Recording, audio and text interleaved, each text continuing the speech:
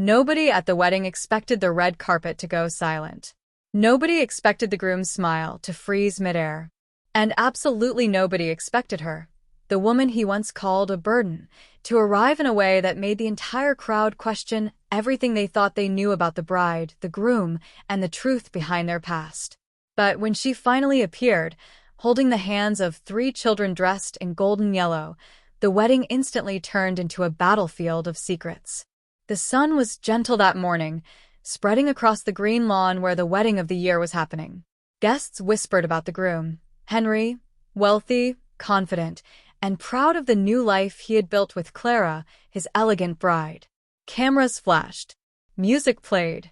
Waiters glided around like they were floating. Everything was perfect. Or so everyone thought. Because beneath Henry's polished smile, there was something else.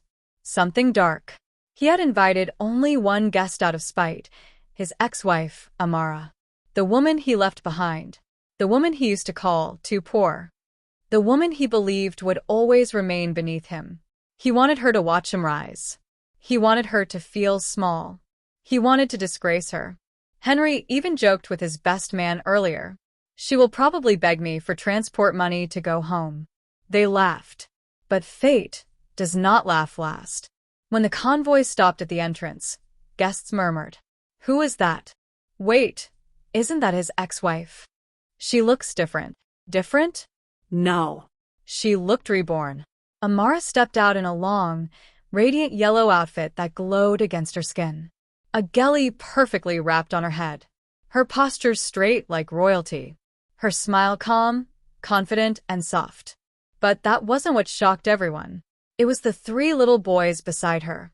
Identical, handsome, dressed smartly, and holding her hands like they had practiced it. They looked like a small army of sunshine.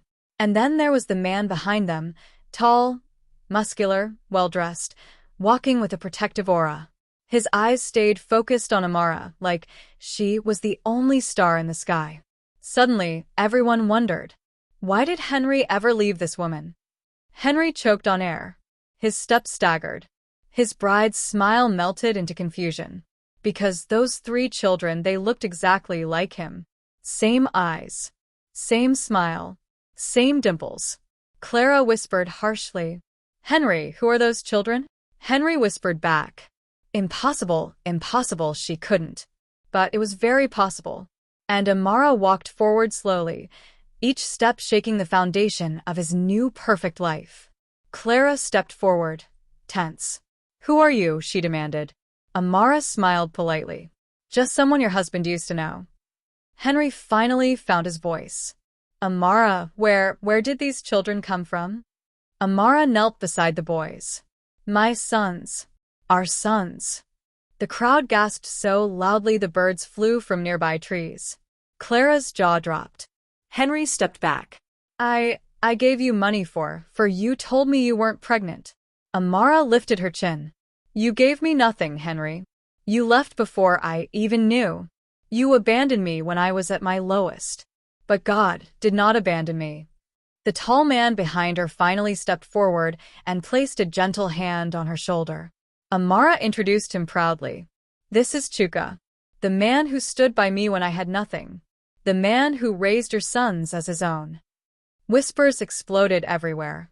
At this point, the narrator, you can take 5 to 7 minutes to describe how Henry treated her during their marriage, how he constantly belittled her, how he left when she lost her job, how she discovered the pregnancy alone, how she struggled to feed herself, how she fainted one day in the market, and Chuka, a stranger, helped her, how Chuka stood by her through pregnancy, how they built a small business together, how she rose again, how she became financially stable, confident, and strong. Chuka bowed slightly to Clara and the guests. "I did not come to cause trouble. We came because she wanted to show her sons the man who gave them life, even though he never cared to know." Guests murmured. Clara stared at Henry like he was poison. "So, you have 3 children? You lied to me? You hid this from me?" Henry tried to speak, but words refused to come. Amara looked directly at him. "You invited me here to humiliate me. But today I want to thank you. Because leaving me was the best thing you ever did." Henry's face burned. "What do you mean?" She smiled. You freed me to meet the man who taught me what real love feels like. Chuka gently took her hand. A wave of applause rose from the guests. Real. Genuine. Loud.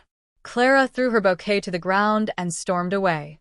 The wedding was crumbling inside and out. Henry tried to approach the boys. Let me at least greet them, he stammered. But the eldest son stepped back. We don't know you, he said confidently.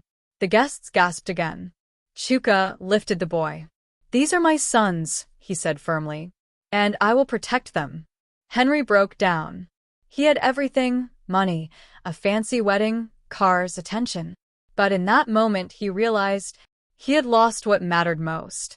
The family he never knew he had. Amara turned to the crowd. Thank you for welcoming us. We will be on our way. She walked away gracefully, her boys laughing beside her, Chuka holding the smallest one. Cameras followed them, not Henry. Her exit was more royal than the bride's entrance. Henry could only watch. His perfect wedding had turned into the story of the woman who won without revenge. And as the gates closed behind Amara and her family, the crowd whispered, some disgrace becomes glory. Some heartbreak becomes elevation.